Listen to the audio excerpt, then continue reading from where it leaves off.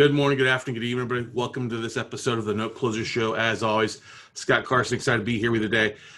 Today's episode, we're going to label this the scary note stories. As we are around Halloween, and I know so many people love to discuss that and what's going on, and get dressed up and decorate their houses and wear costumes, stuff like that. Well, I thought I'd take the time here in this episode to share some of the scary ghost stories, or scary note stories that have happened with some of the deals that we've done.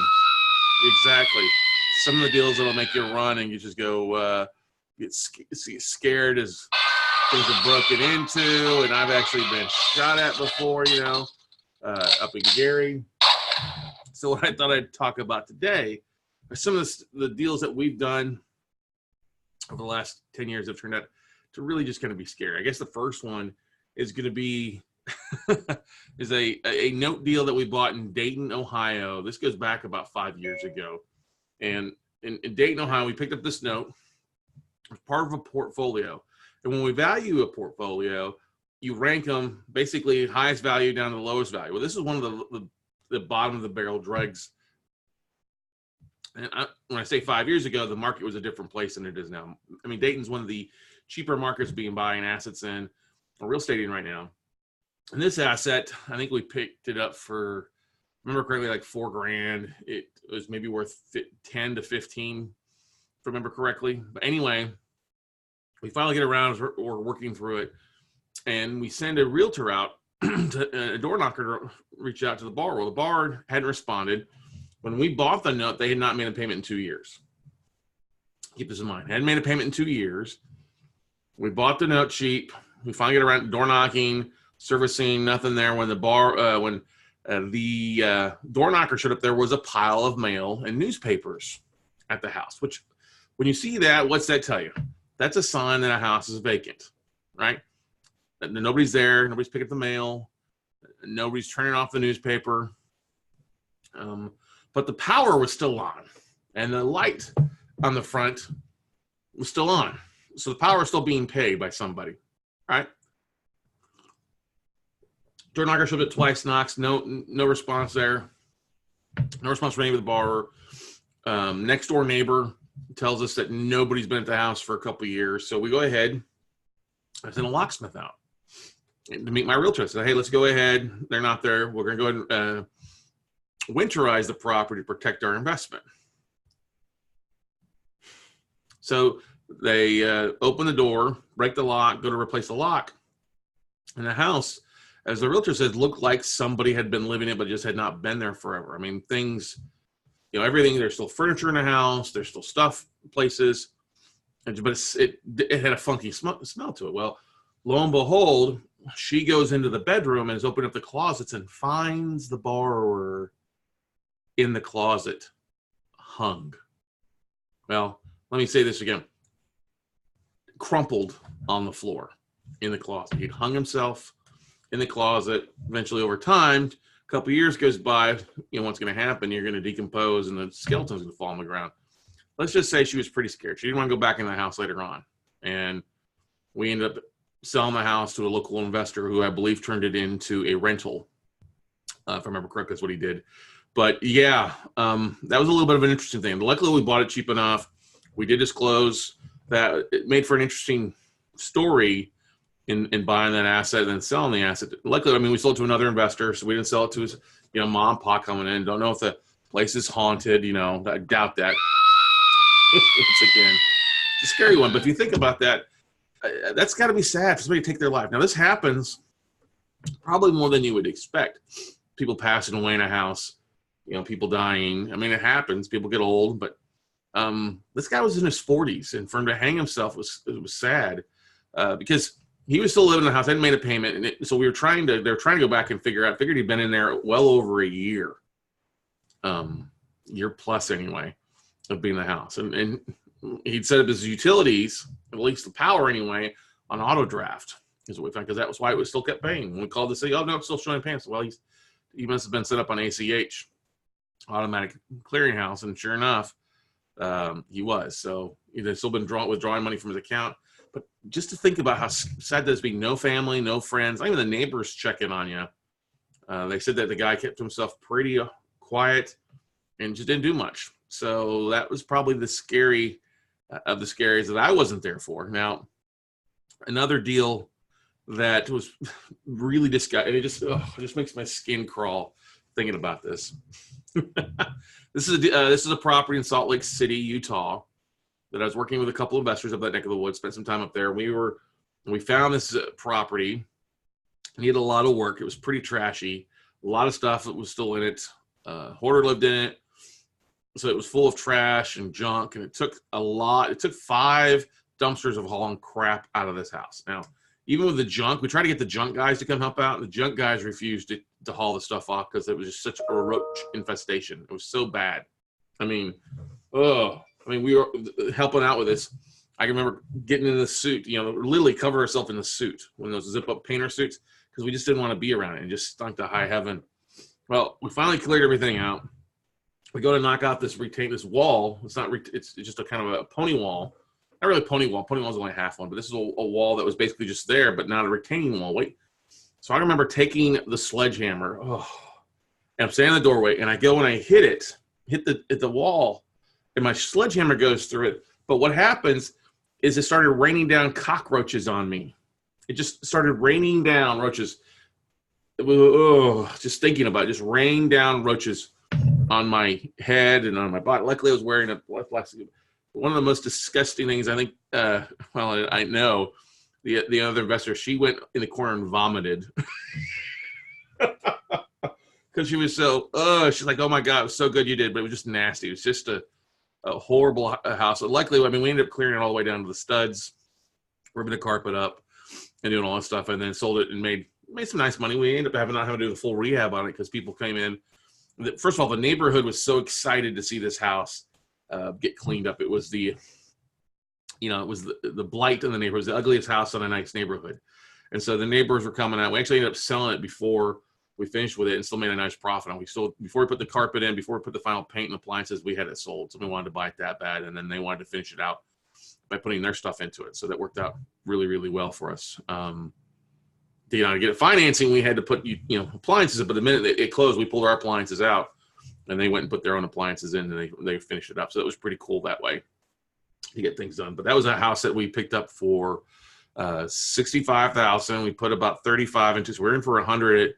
It was worth about 175. We ended up selling it at 150, but they had a nice profit and split it 2 ways between me and the other investors on that stuff. But to this day, it's still the worst house. I can still remember. It just makes my skin crawl just feeling about the horror of that. Not a fun time. I mean, literally, as soon as I hit that wall, I basically made for the door and headed the heck out of that house there. I just like that. Okay. Now, we all have our first kind of deals. I think that's one of the things that with this next story that I want to share with you guys is that, when so many of us are going to workshops, when we're brand new, we're reading, we're going to networking events, we're going to conferences or expos, you're going and learning from people and what to do, what not to do. And thinking back now to 2005, was it? Yes, it would have been 2005, 2006. Golly, so it goes back 13, 14 years ago. But it's actually right around this time of the year now that I think about it. So, yeah. So like many people, when you go to investment clubs or go out to your first expo, they tell you what to do about foreclosures or pulling distressed houses, things like that. So we bought a foreclosure list. I printed up some letters to send out. At the same time, I was running the mortgage company as well. And so I pulled up, and then this goes back to when World Savings was around. World Savings was a bank that was doing mortgages for people about 30 different states. Eventually got bought by Wachovia, and then Wachovia obviously got bought into Wells Fargo. But anyway, World Savings, one of the things that I would do as a mortgage broker, is I would pull lists of people that had purchased houses or deeds that had been filed 5 years previously. Now, why 5 years? If they filed 5 years ago, then they probably were within time. They hadn't refinanced, and they probably had a little bit of equity values increasing a little bit. So that was the play we did. It works really, really well. It's a great, great tool to get refinances into our mortgage pipeline, was just sending out letters, offering up people, and then World Savings, what I did is I could do a very streamlined mortgage for the whoever's there. So that's what I did. Pulled the list up. We were World Savings. We're good clients with them. I can streamline the mortgage, make it some extra points. And so that's what I did. I sent letters out to World Savings clients, and I also sent letters out to the foreclosure list. Now, I just sent blank letters. It was like 100, 200 letters at a time. I can remember printing letters off, stamping them, sending them all out. But anyway, one of the things that I do at the bottom of my, where I used to do, don't do much of this anymore, is I put my smiling face at the bottom of my letters to the foreclosure, say, hey, I put my picture on the bottom so you know I'm a real person with real solutions. And I think that really adds value, especially if you're going to meet with somebody or somebody's going to call you up. They like having a face. A face to a name is always a good thing. Well, I would put the same picture on my email or my signature that I sent out to the mortgage leads. Well, lo and behold, I get a phone call literally 4 days after we dropped the first mail batch of foreclosure. First 50 letters out for foreclosures. Not 100, it was 50 actually now. And I get a phone call, and it pops up this Walmart payphone on my caller ID on my office line at the house. And I'm all excited because the only person that was calling that was telemarketers or leads. So I answer the phone, and the lady says, is this Scott Carson? I'm like, yes, it is. And she's like, awesome. Can you come over and see me today? I got your letter, and I could use your help on my house. I'm like, yeah. How, what's the address? And she's like, 207 Silk Cove. And when you come here tonight, I need you to go and ring the doorbell and then go stand by the garage. Okay. I'm like, wow, she was live some dogs and they bark. And so what I'll do is I'll meet you through the garage. I'm like, okay, that's fine. Sounds good. So hang up. It's like at 1 o'clock on a Sunday. And what do? I jump on my county records. I'm looking at it. And I'm like, oh my God, it's like a 4-bedroom, 3-bath, like 2,000 square foot, 2-story house, at least a quarter, if not a half acre fenced in backyard because at the end of the cul-de-sac. I was living in Round Rock at the time. I was like, oh my gosh, this looks pretty exciting. I could see that World Savings was the lender on it with a first and a second mortgage. So I get ready. I get in my truck. I grab my forms, my due diligence checklist and the stuff like that. When, your due diligence checklist when you're looking at an asset. And I'm like, my God, this is going to work. So I drive over. I was married at the time. And she's like, okay, good, awesome. And we're just tickled to death that this is actually really works. Well, so I drive over. Sure enough, it's an okay looking 2-story kind of Kaufman Brody house. If you don't know what Kaufman Brody, they're KB builders, and they build like a big square house. I mean, it's literally like 4 square walls, but it's a pretty good size. Like, okay, great. Roof looks okay. Neighborhood looks pretty good. There's an older car in the driveway. I mean, the older car, it's late model. So anyway, sure enough, ring a doorbell, and it's been icy that weekend. So there's ice on the ground. It's been raining. And suddenly I hear, rah, rah, rah, rah. I hear dogs barking. Okay. And so I decide, like, okay, dog's barking. That's okay. Let me go by and knock on the door. Like she said, or after I knock on the door, I'll go stand by the garage. So I sure enough go do that. And I'm standing there, and suddenly I see the garage door opening up. It's like something out of like a movie. It's cold outside, and inside as it's going up, I see that there's the walls of the garage. There's these bookshelves and all these like love stories, paperbacks, and there's just black, hefty cinch sacks everywhere in the garage. And there's this car in here, and and then there's a lot of like dog shit I can see as it's moving up. And sure enough, as it gets all the way top, it's dark. Out steps this lady who's maybe 5 foot tall, and she's about as wide as she was tall. Are you Scott? I'm like, yes, I am. So, all right, well, we talked for a few minutes. I said, well, I need to go in, and before I can help you, I need to go and see what condition the house is. She really is hesitant to let me in. Finally, she says, okay. Well, she turns around and walks in, and her pants were split smack down in the middle, okay? So they're blowing. Luckily, she was wearing underwear.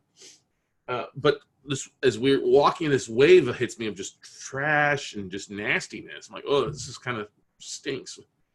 Well, we open up the door in the garage to go into the house, and it's an even, I can literally still smell it. It's funny how memory is such a strong reminder and how your senses kick in. So there's a bathroom, there's a half bath right off the kitchen. She goes, this is the half bath. Very resident. And I open the door, and it's just nasty. I mean, she told me outside that she had not had the water on in 4 months in the house. She was driving without a license. She had a couple warrants out because she'd been arrested without license. It was just a big sob story. Oh, I used to have 4 houses, and I had all this inheritance, and then my roommate stole money from me, and then I was doing drugs and got arrested and lost a lot of it and some other things. So what was sad is it just was this horrible stink. So they go beyond the first and half bath. Like I said, the toilet, she hadn't been no water in 4 months, but it was full of just shit. She'd been wiping her butt and putting the dirty toilet paper in a Homer bucket, a Home Depot Homer bucket in there. And when we went by all 3 bathrooms, that was all the same. Homer buckets full of just dirty toilet paper, stuff everywhere. We get downstairs, there's these clothes that are on the couch. She did have 4 big dogs. And I'm not talking like small dogs, big dogs, okay? And she'd have a big backyard too. And I'm like, okay. You know, and the carpet downstairs, carpet was just kind of spongy in places, you know, squishy. And the sheetrock, the lower 2 feet of the sheetrock was yellow. And I was watching the dogs basically go lift their legs and piss, and that's what it was. It was spongy from the dog piss in the carpet. She hadn't cleaned it, and they were defecating. There was dog turds everywhere. These dogs were rolling around it. It was just nastiness, dog hair everywhere. The kitchen had dirty plates. There was flies, and although, you know, you could see the nice cabinets and the nice granite countertops, it could have been a very nice house. It was just nasty. There's flies there. When she sit down, the dogs couldn't want to lick me, and I don't want to even touch the dogs because you see what they're rolling in and playing with. But there's a stack, literally 2 stacks of postcards and letters on her, you know, coffee table. So we're talking a little bit, and I'm trying just to avoid the dogs coming up to me. And she said, the reason I called you is I got 2 letters from you. I got one for the mortgage, and then I got one for helping me on this. What can you do? And I said, well, we could try to work out a loan, Mom. She's like, I already tried that. I just want to get out of the house. I'm like, okay, well, we could always see if we can get a short sale approved because you owe more on the house than what it's worth this time. She goes, that sounds good. So I had her sign off an authorization release information. Took a copy, made a copy, took a photo of her driver's license so I could send that in with the authorization release form. Got some other information. She found a mortgage statement, gave it to me, so I had the loan numbers. And I left. And I almost vomited when I got out of that house. I had to hold it in. It was just and it's still nastiness. It gets to something later on. I get home.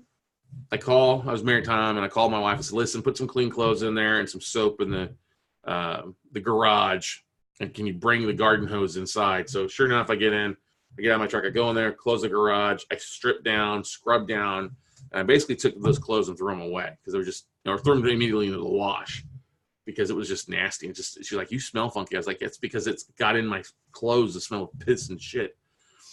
Well, I reached out to World Savings, and for 6 months, I was negotiating back and forth. We took plenty of pictures, sent them in, which they were scratch and smell pictures because that would have helped, but they would not budge from their number. So eventually I said, there's nothing I can do.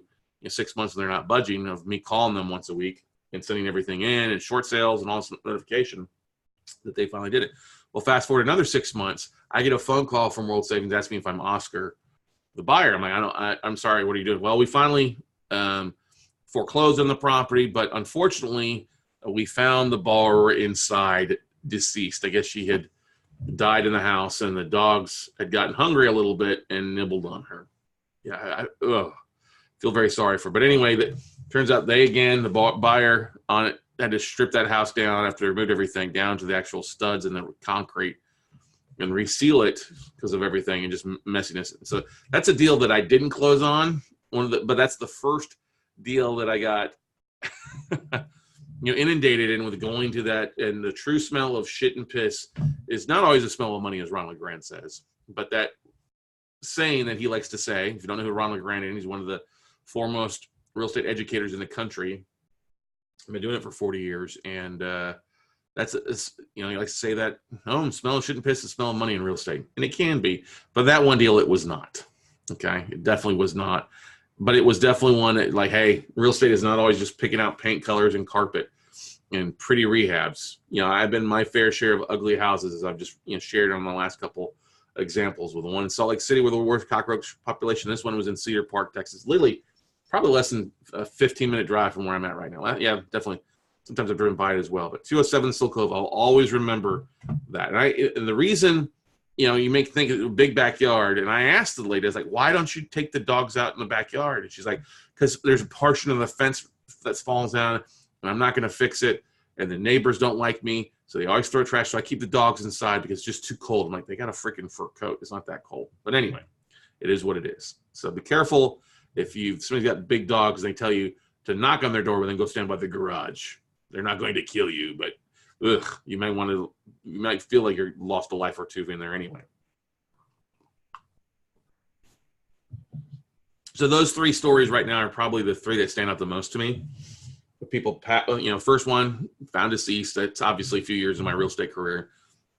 The one with the roaches was about 3 years into my real estate career. And then, of course, Silk Cove was the first one here back over 14 years ago. Now, there's been other deals that we've had that have been ugly. In Pittsburgh one time, I was up in Pittsburgh coaching a student. One of the great ways, and you may want to use this in your marketing or as a way to find deals for you, is the fact that oftentimes churches are given property. People pass away, members of the church, you'll donate money, donate property, donate real estate to the churches. And the client I was working with, he had reached out to his local church, and sure enough, they had been left this 3-story kind of brownstone back in, 3-story house, townhome. It was a triplex basically that they'd been left, and it needs some work. Had been locked up. According to the priest, who was this big Joe Green looking guy. I mean, absolutely big. When he shook my hand when I met him, I felt like his hand wrapped around my hand. I mean, just this mammoth, like almost 7 foot tall guy you wouldn't want to mess with. Okay. And so my investor and I go and meet the priest. And he unlocks the door, and it's boarded up. We come in, you can see it looks like there's been, one of the windows broken and stuff like that. And you see it looks like somebody's been living in there a little bit, or a bum, and you can hear a little bit of noise upstairs, like it sounds like squirrels or something like that. Of course, the minister goes, the priest goes, "Hey, this is real estate. Anybody here? Anybody here?" And it had a setup where you'd walk in to the front door, and there was like 4 or 5 rooms, that kind of branch off the main kind of entranceway there. So you had a couple bedrooms and a kitchen, and the main living room was in the center there. So we do that, and there's nothing there, but there's a stairwell to go up to the second floor, the second unit. So we go up the second door. We open up the second unit, walk in. We hear more commotion upstairs. It gets a little louder. And same thing. The minister goes, "Real estate, we're here. Agent, hey, anybody here? Don't shoot us." Just the noise upstairs, nothing there. So we go up to the third floor, and same thing. We walk in, and the rooms. I want to paint the picture. You got like 2 rooms here, 2 rooms, two to the right, to the left, and 1 facing you forward. Well, we come in the front door on the 3rd floor, and the 2 rooms to the right are locked, and the 2 rooms to the left are basically open. And then the one room that faces the hay was locked, but that's where we heard noise coming from. We're like, okay, this will be interesting. My investor's a little nervous. He's like, I don't know. Should we leave? Should we call the cops? And of course, the priest looks at him and, hell no. So he walks over to the door, knocks on the door, and you hear just commotion inside. All this stuff going on. And he just literally kicks the door in. He picks up and uses his size, like huge foot, probably a size 15 shoe, if I remember correctly, and kicks the door in. It opens the door up off the lock, and what we see 2 bums, 2 homeless people, 1 guy, 1 girl, just butt-ass naked, just going at it, just absolutely just having sex right there. And they are drug. I mean, it smelled of nastiness, piss in the corner, stuff like that. But painting a picture, these 2 people were just so high as a freaking kite, but they were going at it, and they were not attractive. Let's just put it that way. Not sexy at all. I think she was missing most of her teeth. He was missing his teeth, and just smelled just nastiness. But, we kick the door open. It swings open. We see them go on at it. They finally realize it, and they're like trying to get uncovered and try to go out the back window at the same time. And my investor's like, oh my gosh, open out. And so they grab their clothes, they run out the back window. And the minister turns to us and goes, "So you want it or what?" And I can remember I just start laughing my ass off there. And my investor, my coach sister, was like, "I don't know yet. And I don't know if I could do that." And he just starts, and the minister just starts laughing, the priest starts laughing.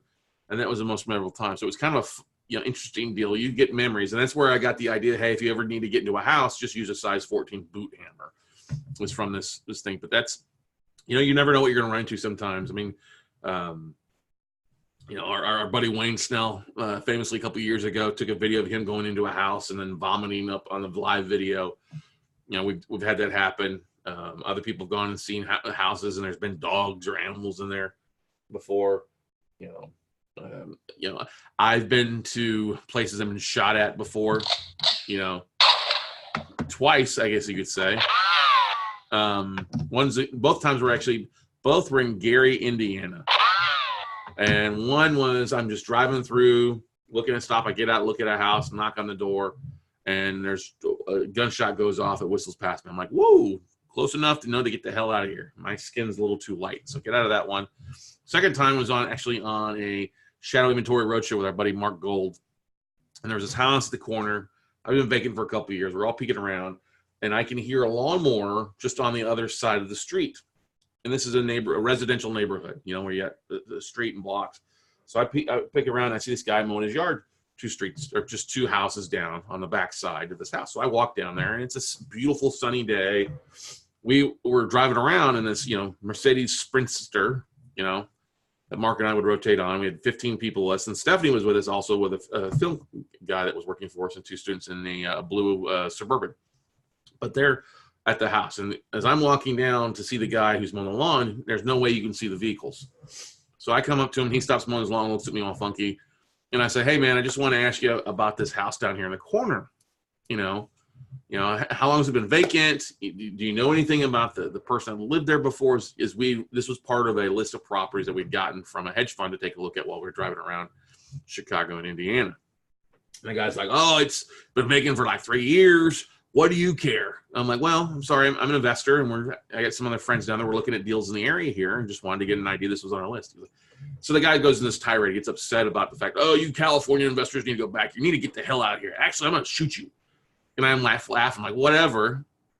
Because his wife was walking out. My wife's walking out to hand him a beer, and she's like, oh, hey, how's it going? And she was just cordial. Well, the guy goes in his garage and comes out with a 44 Magnum. Okay?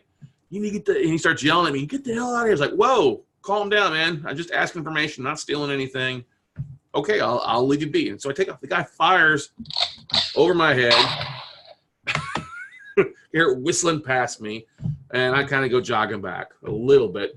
I will tell you this, I did not run, and no, I did not crap my pants, okay? I was a little nervous there, okay? But I was interested. I was like, man, I got back there, and everybody's like, well, you heard a gunshot. Are you okay? I was like, yeah, don't go down the street asking neighbors here about advice here. They don't like you. And so got back in the Sprinter, and we did a Huey and got the heck out of that part of Gary. Now, there's some great parts of Gary, Indiana.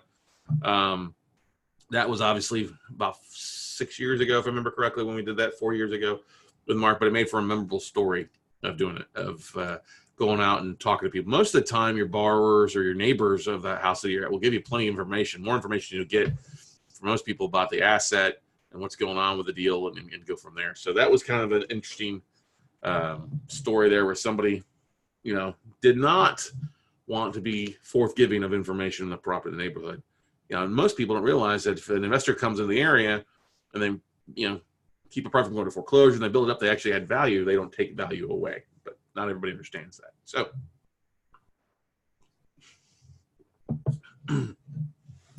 I would say that if there's been a nightmare of a city to invest in, it would be Chicago for me. I hate Chicago, specifically Cook County. Lost a lot of money in that market, over $250,000 of my own money. We bought some assets there, and it just was a pain in the ass to foreclose. Tenants stealing crap. I've had properties where the homes were, broken into and vandalized 3 times after we've repaired it and put the copper in. We've had the city give us zoning violations because they said the doors were wide open, and then we should provide proof the doors aren't open. So somebody out there just trying to fine us for things that we're not seeing, but we got to pay our attorney to go to the court to get them disapproved. High taxes. I just absolutely hate Chicago. Now, I'm a big fan of their sports teams. I love visiting the city, but it is not a great city to invest in unless you're there locally. Now, there are great areas there, don't get me wrong, these 10 assets were on the south side predominantly, but we all visit when I say all, I taught a class in Chicago one time, and I sent Jay Tenenbaum was at the class with me along with Robbie Woods. Robbie Woods, the host, ex-host, or still great investor. Both guys are great friends. Talked to both of them this week. And I can remember us going and driving around. Where originally Jay had a property note that he bought in Chicago. We wanted to go do a door knocking. So the three of us on a Monday after my workshop, we went off and looked at these assets and knocked on the door. And Jay was able to negotiate a loan mod with the tenant, or the tenant in place, who was the sister of the guy that owned the note, or the mortgage holder. So he was able to negotiate. And we had these 10 assets that we went and drove around and looked at. Well, all three of us inspected these assets. We all were excited about these assets and things like that. And there's even a 10-plex that Robbie still owns to this day that he bought off of me as part of a portfolio. But it's been an absolute nightmare for him in that neck of the woods, where people just do some stupid stuff, where they let the water running in, or they take off spigots and it just runs and let it run continuously. It's just been a rough area. I would not recommend people choose Chicago to invest in unless it's in a good area and they're able to be around that asset on a regular basis. So that's the things that I would tell you about Chicago, or Chirac, as I like to say, or Crook County, that neck of the woods. It's just a bad, rough area to invest in. So I do not recommend it unless you do have a gun. Going there, because people will do weird things. We had people that were cutting out walls and walking, back and forth through units. Just kind of stupid with stuff that you would never believe. But anyway, we were glad to get the heck out of there as fast as possible. So anyway, Chicago, not a big fan of that area. I think about some of the other areas. We've had rentals that were good here in town. We've had subject twos have been really good. Some owner finance stuff. A big lesson for me early on in my investing career came from a property that we picked up here. And this is a thing about partnering with people. Here's a big thing. I talked about Seal Cove as the first really kind of asset that I had to walk off of postcards. Now, in that same batch, I got another asset in Round Rock that came to me. Homeowners reached out the week of the foreclosure auction. We were able to go over and talk with them. I should say I went over that and was able to talk with the borrower. A gorgeous looking red brick home in Round Rock, 2-story house, nice big yard, big backyard, in a beautiful neighborhood. And these people, just be honest, they'd overextended themselves. He'd been out, left off of work. She was trying to do whatever she could. They had a couple kids. 3 girls, if I remember correctly, and they really just wanted to walk away from the house. And there was some equity there initially, what we thought. So as I'm doing my due diligence, calling around, checking taxes, all that stuff, I'm like, okay, it looks like we're good to go here. And we took over subject 2, got this foreclosure auction stopped. I went and brought on a friend of mine who brought me in to the kind of the real estate side. It made me an introduction. I said, I wanted to bring him on. So I brought him on. And we basically took the deal over and started getting into the rehab of it. Now, I was married at the time. So clean out, rehab took us roughly about 90 days because we were doing a lot of it ourselves, a lot of the paint ourselves. I did have to fire one painter along the way. Did all the landscaping myself, replaced some locks. It just dragged out longer. But then what happened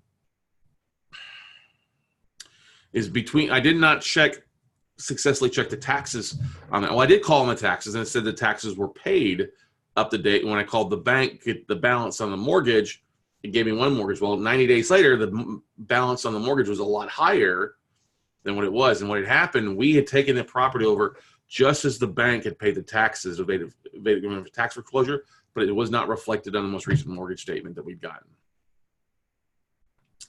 So when we thought we were going to make at least 20 grand in profit, we came and realized we were going to be making like 5 grand in profit after 90 days. And when I figured out how much time I put in the house, I was working for less than what most people make flipping burgers. Okay.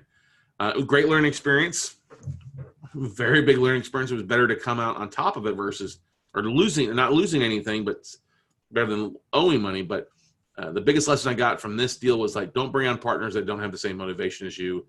Like I said, me and my spouse at the time We're doing a lot of the work ourselves. Spend every weekend there. There's one time I get on the phone to the guys like, listen, I need you to come here and help me out with it. So he shows up in just dress clothes just to check it out. And he's like, well, I can't stay and help out because so-and-so, my wife's going to a concert, so I have to go home and babysit. And I just ripped him a new one. And the guy's older than me. We're still friends to this day, which is a great thing. I said, man, dude, we are here every freaking weekend working, making this happen.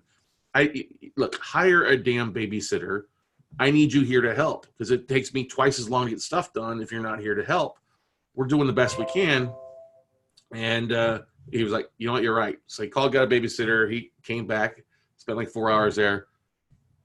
And it was about all the work we got from him. But fortunately, we got the stuff done, got the house sold, and moved on. And, sometimes you learn more about yourself. And this is a big thing I wanted to do. I didn't want to do all the work myself or ourselves. I didn't have the time. This is why you need to be very careful on your numbers when you're looking at stuff, especially if you're a new investor. Don't try to do it all yourselves. I have so many note investors that they want to do the workouts or the talks themselves. It is not worth it. You don't want to do that. Trust me. You want to hire professionals to get it done. Because if we'd hire professionals, we could have had this deal done in 30 days versus 90 days. And it took another 60 days to sell the house and get financing to go through. But still was a beautiful house. We did some cool features to it that made sense. But it was a nightmare when it came to final, when we were calling to get the payoffs and stuff like that. And I can remember the blood draining from my head as I'm talking to the asset or the banker and I'm getting the numbers. I'm like, what? No way. Not good at all. Not good at all. But gorgeous house in Round Rock, Texas here. So that was an interesting deal. I'm going to leave you with one final one. This is kind of the one that you probably don't want to let your borrowers stay in the house once you take the asset over. Sending out letters, postcards. We get a response from a local guy here in Austin, Texas.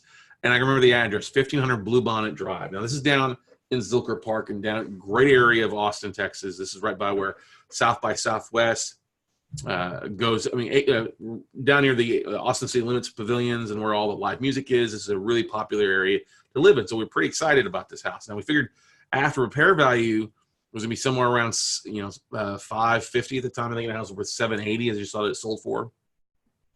The borrower owed $298,000. It was a select portfolio service. And the guy that was living in it is a local drummer here in Austin. And he had these long dreads. Remember his name was Sash. It goes by these long dreads that went down basically to his knees. Had to be a local drummer. And it was a good looking house. Needs some work, obviously, a little outdated. And he wanted to be gone. He said, hey man, I know there's value here. If I can get 10 grand, I'll be gone and sign it all over. And I remember I came across this deal originally because I was talking with a couple local realtors here in the area, and the guy had made a list of 10 houses he thought would be really good investments for somebody to come and fix and flip. And it was funny is this is the postcards that we sent out, the letters we sent out to the bars, this ended up was one of those 10 too. So the realtor had all these numbers, rehabs, like, I don't want to do a heavy rehab. We were able to take it over subject to. We were able to pay 15 grand to the bank select portfolio services for 6 months of payments. To subject to, the borrower actually signed the property over to his deed in lieu, but he wanted to remain in the house for 30 days. Now that was the kicker. In 30 days, this guy sold just about everything he could out of the house. Appliances, cabinets,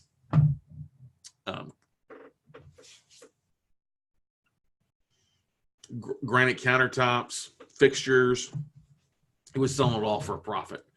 And it was okay because we ended up wholesaling, making a quick $75,000 on a wholesale deal above and beyond what we paid to take it over. And the guy that bought it didn't care. He was going to strip it down anyway. Well, the nightmare for him, unfortunately, is it had basically a brand new roof on it. It had these really beautiful wooden floors, old wooden floors in the house that were really good. Well, when Sash moved out, it's Sash, you can't be doing this. You can't be selling this stuff as part of the house. You're going to have to be out in a week now. So Sash moved on. Well, unfortunately, Nick, the guy that bought the house from us, when he sent his crews out to fix it, they ripped the new roof off. They ripped the old floors out. They literally demolished the house almost until there was just walls standing. And that house sat like that for over a year because Nick did not expect that much in rehab. And sure enough, they went way above and beyond. He didn't have it invested into it. And even though the numbers would have made sense, he didn't borrow enough money from his investors, and they wouldn't give him any more money because of the trash out and the extreme rehab stuff. So that's a nightmare of a deal there for him. Now, fortunately, Nick recovered. He's made some money. He's doing some great stuff here in Austin with some commercial developments and some things like that. But he was not prepared for that. So this is why sometimes it makes more sense to make a quick buck and make some money and move on to another deal versus trying to do all the heavy lifting yourself. And you don't want to get into it because what's going to happen if you're not there, especially in demo day, you're going to be wishing that somebody drops a hammer on your head and you're not hearing a song going along or anything like that. So, as I said, sometimes deals can turn into bombs that blow up in your face. So that's a deal that we were glad, made some money, and moved on our merry way. And that's why I don't like heavy rehabs. I like rehabs, light rehabs, paint carpet for the most part, and moving on there. And that's why I got in the note business from the get-go, because I want cash flow, not big rehab costs. So guys and gals listen out there, I would love to hear about your deals. I would love to have you share your stories. So if you're listening to this episode, you've got a story that you'd like to share, a disaster story. I'd love to hear a bad story and a good story. If you've got one of each, or especially, I'd love to hear about it. I'd love for you to drop me an email, tell me about it, and maybe we'll do a whole episode on just your nightmare stories in November. Nightmare November. Ooh, I like that. Or things that we're thankful for, the deals that we got out of. We could talk about that, but do a whole series on some guests there. So if you're listening to this or watching, please drop me an email or leave a message. If you're watching this on YouTube, great. Write a message, but I would prefer you to drop me an email at scott@weclosenotes.com. Tell me about your story. If you can, film a short little video of it. You tell me about the story and send it over to me, and we'll see about having you on a future episode talking about bad beats, basically, I guess you could say. But anyway, if you're listening to this, watch this. If you're watching this beforehand or on Halloween, have a very safe and fun Halloween. If this is after it, hey, I hope you had a great time, and we look forward to seeing you all at the top, everybody. Go out, make something happen, and we'll see you all later, everybody.